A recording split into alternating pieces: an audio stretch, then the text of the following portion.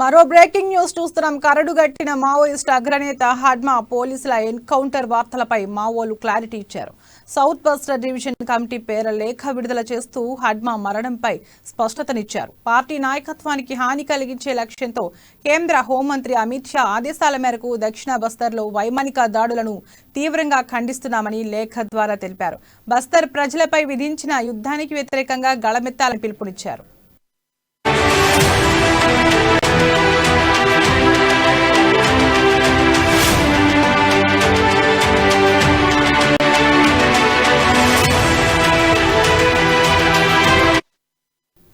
హడ్మాను హతమార్చడం ద్వారా ఛత్తీస్గఢ్ దండకారణ్యంలో పట్టు సాధించాలనే ఉద్దేశంతో కొంతకాలంగా గాలింపును తీవ్రం చేసిన నేపథ్యంలో బుధవారం అనూహ్య పరిణామాలు చోటు చేసుకున్నాయి.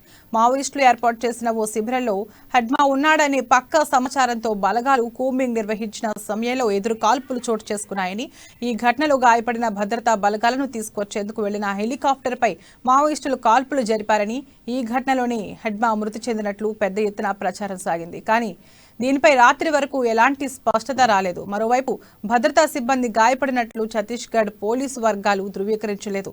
తెలంగాణ నిఘా విభాగం అధికారులు తమకు సమాచారం లేదని చెబుతున్నారు.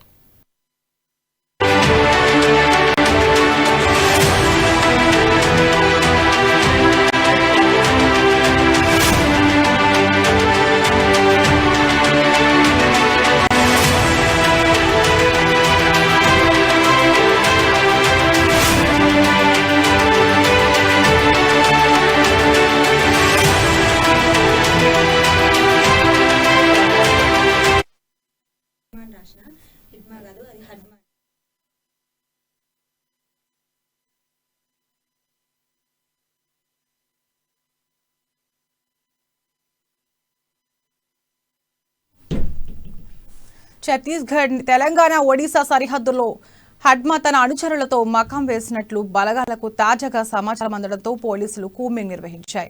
ఈ క్రమంలోనే ఎదురు కాల్పులు చోటు చేసుకుని 4 జవాన్లకు గాయాలైనట్లు సమాచారం. దీంతో పోలీసులు 2 హెలికాప్టర్లు, డ్రోన్లను రంగంలోకి దింపినట్లు తెలిసింది. జీపీఎస్ ఆధారంగా సంఘటన స్థలానికి వెళ్లడంతో హెలికాప్టర్పై మావోయిస్టులు ప్రతిదాడులకు దిగినట్లు సమాచారం. ఇందుకోసం రాకెట్ లాంచర్లకు వినియోగించినట్లు ప్రచారం జరిగినా ఉన్నతాధికారులు ధృవీకరించలేదు. ఈ దాడిలోనే హడ్మా మృతి చెందినట్లు పెద్ద ఎత్తున ప్రచారం జరిగింది. అయితే దీనిపై లేఖ విడుదల చేసిన మావోయిస్టు నేతలు హడ్మాను టార్గెట్ గా దాడులు చేయడాన్ని ఖండించారు. ఇక ఇదే అంశంపై మరింత సమాచారం మా ప్రతినిధి హరికృష్ణ అందిస్తారు. హరికృష్ణ, చెప్పండి. థ్యాంక్ యూ తరంగిణి. ఏదైతే నిన్న జరిగిన ఎన్కౌంటర్ లో హడ్మా మరణించినట్లు వచ్చిన వార్తలపై అయితే ఇటు మావోయిస్టులు అయితే స్పందించారు. ఇటు సౌత్ బస్తర్ డివిజన్ కమిటీ పేరు కూడా ఒక లేఖ అయితే విడుదల చేశారు. ఈ లేఖకు సంబంధించి కూడా ఇటు మావోయిస్టులు అయితే ఆగ్రహం వ్యక్తం చేస్తున్నారు. ఇటు పార్టీ నాయకత్వాన్ని ఇటు హాని కలిగించే లక్ష్యంలో ఇటు కేంద్ర హోంమంత్రి అమిత్ షా ఆదేశాల మేరకే ఇటు దక్షిణ బస్తర్ జిల్లాలో ఇటు వైమానిక దాడులను తీవ్రంగా ఖండిస్తున్నామంటూ కూడా ఈ లేఖ ధర అయితే ఆగ్రహం వ్యక్తం చేశారు. బస్తర్ ప్రజలపై విధించిన యుద్ధానికి వ్యతిరేకంగా కూడా ప్రజలంతా కూడా ఏకమై తమ గల్ని ఎత్తి వినిపించాలంటూ కూడా ఈ లేఖనారు అయితే పిలుపునిచ్చారు. ఇటు తెలంగాణ, ఛత్తీస్గఢ్ కు చెందిన పోలీసులు ఇటు డ్రోన్ కెమెరాలు కావచ్చు, ఇటు హెలికాప్టర్ల ద్వారా 17 కిసారా సరిహద్దు ప్రాంతాలైన ఇటు మర్కన్ కూడా, మెట్టు కూడా, ఇటు సైక్లేరు, ఇటు కన్నెమార్గ, పొట్టిమాంగు వంటి గ్రామాలపై కూడా ఇటు పోలీసులు అయితే దాడులు పూనుకోవడం ఏమైనా చర్య అంటూ కూడా ఘాటుగా అయితే మండిపడుతున్న పరిస్థితి ఉంది. ముఖ్యంగా ఇటు ఈ గ్రామాలను లక్ష్యంగా చేసుకొని ఇటు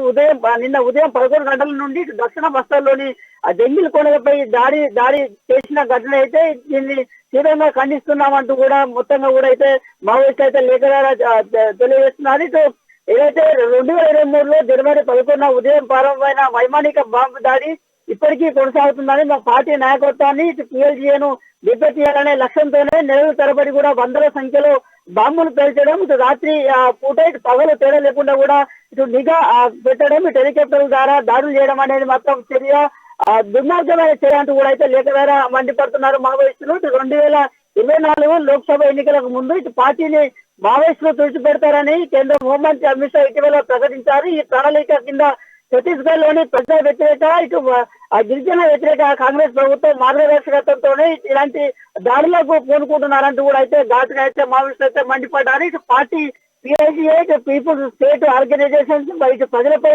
భారతదేశంలోని దోపిడీ పాలక వర్గాలు చేస్తున్న ఈ భయంకరమైన వైమానిక దాడులను కూడా ప్రజలైతే వ్యతిరేకించాలంటూ కూడా పిలుపునిస్తున్నారు. ఇటు భారీ ప్రజా ఉద్యమం నిర్వహించి కూడా ఇటు నేతలకు కూడా ఇటు బుద్ధి చెప్పాలంటూ కూడా వేగారైతే మండిపడుతున్న పరిస్థితి కనబడుతుంది. అయితే మొత్తంగా మావోయిస్ట్ పార్టీకి సంబంధించి కూడా అగ్ర నేత ఏదైతే ఇగ్మా చనిపోయినట్లు వస్తున్న వార్తలను కూడా ఇటు మావోయిస్ట్ పార్టీ అయితే ఖండిస్తున్న పరిస్థితి అయితే ఉన్నాయి.